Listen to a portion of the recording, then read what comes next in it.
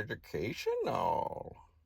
If you're trying to build a Roth IRA but feel overwhelmed by endless ETF lists and complicated strategies, you don't need 50 different investments. You don't need to time the market perfectly. You just need a simple structure that actually makes sense and that you can stick with for the next 20 or 30 years. Stick around, because today I'm showing you exactly how I'm doing it. Hey everyone, I'm Michael, or as some of you may know me as, Professor C. And if you're wondering why I'm not showing my beautiful face on camera, yeah, I get it. I've got one of those mugs that's better heard than seen. And most of you probably prefer my annoying voice anyway. In this video, I'm walking you through exactly how I'm building my own Roth IRA. Not just what I'm investing in, but why the whole thing is structured this way. Because for me, this isn't about guessing or chasing the next hot stock. It's about building something boringly reliable that I can actually stick with long term. I keep my Roth IRA simple. Just three parts: core growth, which is about 50% of the portfolio, broad market stability at 21%, and alternative strategies, roughly 29%. That's it. No 47 different tickers, no fancy option trading, just three buckets that work together. Look, I tried the super complicated approach once. My portfolio looked like a confused buffet where everything was fighting for attention. Now I keep it to these three ingredients that actually play nice together. The biggest chunk, roughly 50%, is focused on growth. This is the engine that's supposed to make my money work harder than I do. Here's what I'm putting in daily right now. SPMO, momentum stocks at $5.50 per day. QQQM, which is the NASDAQ 100, at $3.50 per day. And VGT, technology sector, at $3.50 per day.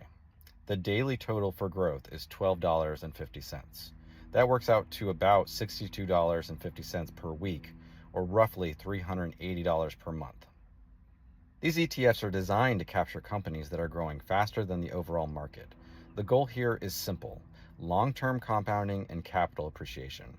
I want this portion to snowball over decades. Next is the foundation, the part that keeps everything from getting too wild. This is about 21% of the portfolio. VTI, which is the total US stock market at $2.75. SCHD, which is the dividend aristocrats at $1.50. And DGRO, which is for dividend growth, at $1.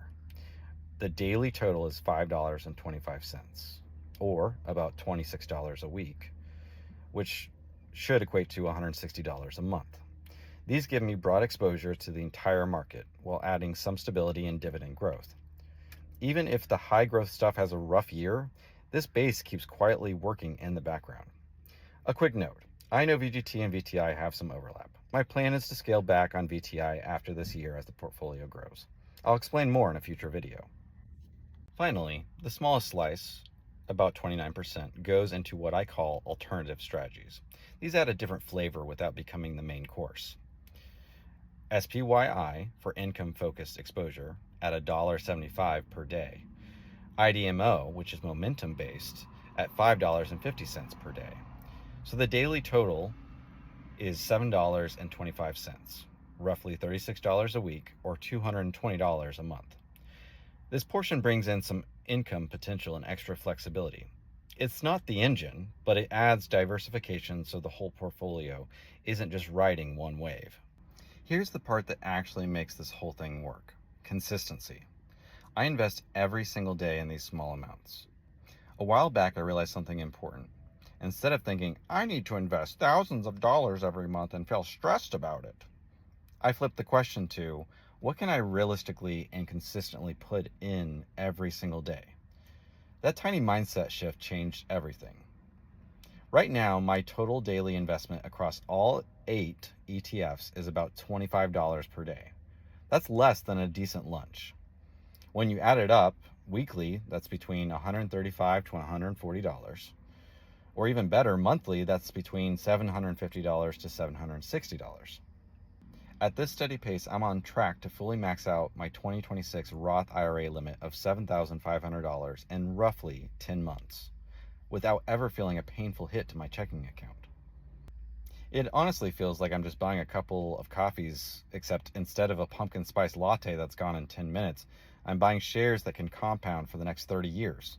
I'll take that trade any day. At the end of the day, This isn't about picking the perfect ETFs. It's not about timing the market. It's about having a simple system that you can actually stick to, even when life gets busy or the market gets scary, because consistency beats complexity every single time. In upcoming videos, I'll break down each of these ETFs in more detail, why I chose them, how they actually work, and what I'm watching going forward. But this is the big picture strategy behind how I'm building my Roth IRA. If you're working on yours, I hope this gives you a practical, no hype blueprint you can actually use. Drop a comment below what's one thing you're doing or struggling with in your Roth IRA right now. I read every comment. If this video helped you, please hit the like button, subscribe, and turn on notifications so you don't miss the next one. Thanks for watching, and I'll see you in the next video. Stay consistent